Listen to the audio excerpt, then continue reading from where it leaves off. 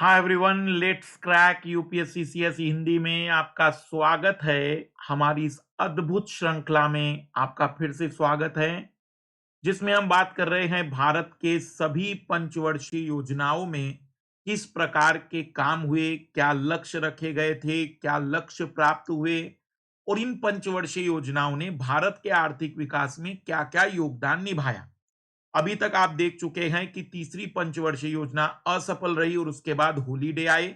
Planning holiday का मतलब योजना अवकाश 3 वर्षों तक कोई योजना नहीं लाई गई और उसके बाद फिर इंदिरा गांधी की सरकार आती है और चौथी पंचवर्षीय योजना वह पुनः प्रारंभ करती है और उसी को आज हम बात करेंगे, चौथी पंचवर्षीय योजना और उससे जुड़ी हुई सारी बातों की। सभी का स्वागत है। सबसे पहले और संक्षिप्त में हम बता दें कि एम के लाइव रिफर कोड।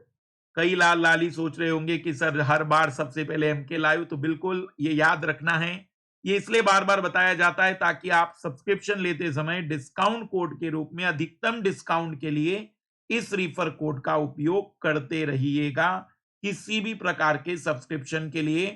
फिर आप ऑप्शनल का ले, जीएस का ले, आइकॉनिक ले, प्लस ले, रेलवे का ले, एसएससी का ले, यूपीएससी, पीसीएस, कोई भी सब्सक्रिप्शन में एम के लाइव रिफर कोड 2 दिसंबर से हम लेकर आने वाले हैं इंडियन इकोनॉमी का बिल्कुल नया और फ्रेश बैच।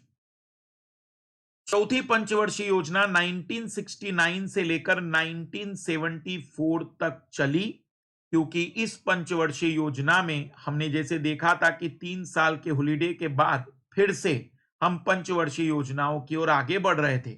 उस समय प्रधानमंत्री इंदिरा गांधी थी, तो इसलिए योजना आयोग की अध्यक्ष इंदिरा गांधी बनी और उपाध्यक्ष थे डी आर गॉडगिल।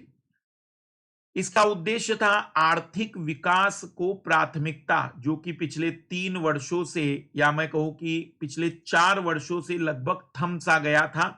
भारत में महंगाई बहुत तेजी से बढ़ रही थी और इसी को ध्यान में रखते हुए लक्ष्य रखा गया कि स्थिरता के साथ आर्थिक विकास, क्योंकि कीमतें बहुत तेजी से फ्लक्चुएट हो रही थी, तो भारत सरकार ने लक्ष्य बनाया कि अब स्टेबिलिटी भी चाहिए हमें और डेवलपमेंट भी चाहिए। मतलब एक ऐसी तलवार पर आगे बढ़ना है जिस पर घाव भी नहीं लगे और तलवार की चमक भी बरकरार रहे। स्थिरता के साथ आर्थिक विकास और अधिकतम आत्मनिर्भरता का मतलब हुआ कि हम अधिकतर क्षेत्र में आत्मनिर्भरता प्राप्त करना चाहते थे। विशेषकर कृषि और उद्योग के बाद जब 2 युद्धों का सामना करना पड़ा, तो भारत की रक्षा क्षेत्र में कुछ कमियां उजागर हुई और उसी को ध्यान में रखते हुए रक्षा क्षेत्र के लिए कुछ विशेष कार्यक्रम किए गए। इसी के दौरान भारत सरकार ने इंटीग्रेटेड मिसाइल डेवलपमेंट प्रोग्राम भी स्टार्ट किया था, जिसका लक्ष्य था कि भारत में 5 मिसाइलों का निर्माण करना, जिसके बारे में डिफेंस में हमने आपको समझाया था। तो मूल लक्ष्य था स्थिरता के साथ आत्मनिर्भरता, मतलब अंग्रेजी में कहे तो ओपन कंसिस्टेंसी मॉडल भी इसे कहते हैं। ओपन कंसिस्टेंसी मतलब निरंतरता बनाए रखना आर्थिक विकास में और कीमतों में बदलाव नहीं होने देना। ओपन कंसिस्टेंसी मॉडल, यह मॉडल अशोक रुद्र और एलन एस मान्ने के द्वारा प्रतिपादित किया गया था और इस मॉडल के 2 बड़े आधार थे। एक और उपभोक्ता वस्तुओं की पूर्ति के लिए पर्याप्त विस्तार की व्यवस्था करना, ताकि जन आवश्यकताओं को पूरा किया जा सके, मतलब कंज्यूमिंग जो गुड्स हैं उनकी कोई कमी ना हो, उनकी कीमतों में कोई परिवर्तन ना आए। और दूसरी ओर मूलभूत और भारी उद्योगों का विस्तार करना, ताकि जितनी जल्दी संभव हो सके आत्मनिर्भरता का जो लक्ष्य हमने तय किया था उसे अचीव किया जा सके। तो एक तरफ उपभोक्ता वस्तुएं, मतलब कृषि से जुड़ी हुई जो भी वस्तुएं हैं या उद्योग की वो कंज्यूमिंग गुड्स जो हैं, उसमें भारत पूर्ण रूप से सक्षम हो सके और भारी उद्योगों के माध्यम से भारत में आत्मनिर्भरता लाई जा सके। वैसे तो लक्ष्य था कि हम अपने जीडीपी का ग्रोथ रेट, ये जो लक्ष्य मैं बताता हूं ये ग्रोथ रेट होता है। ग्रोथ रेट मतलब वृद्धि, कि हमारे देश की कमाई हर साल हम इतने परसेंट से बढ़ाने की कोशिश करेंगे। तो जीडीपी के ग्रोथ की जो लक्ष्य रखा गया था वो 5.6% था, लेकिन यह केवल 3.3% ही लक्ष्य प्राप्त कर पाने में संभव हो पाया था, क्योंकि इसी दौरान 1971 का भारत पाकिस्तान युद्ध था, जिसमें 16 दिसंबर को बांग्लादेश जैसा एक नया देश इस पृथ्वी पर अवतरित हुआ था। इसी युद्ध के कारण यह योजना भी पूरी तरह से सफल नहीं मानी गई। इस योजना की प्रमुख उपलब्धियां थी गहन कृषि विकास कार्यक्रम, पर जो बड़ी उपलब्धि थी कि इस योजना के बाद या इस योजना के अंतिम समय में हरित क्रांति का प्रारंभ हो गया था। 14 प्रमुख भारतीय बैंकों का राष्ट्रीयकरण, जी हां, 14 बड़े बैंकों का राष्ट्रीयकरण किया गया था, जिनकी संपत्ति 50 करोड़ या उससे ज्यादा थी। उन बैंकों का राष्ट्रीयकरण किया गया। स्माइलिंग बुद्धा नामक भूमिगत परमाणु परीक्षण पोखरन, पोखरन में स्माइलिंग बुद्धा नामक एक परमाणु परीक्षण भी किया, और भारत इसी के साथ एक परमाणु संपन्न राष्ट्र भी बना।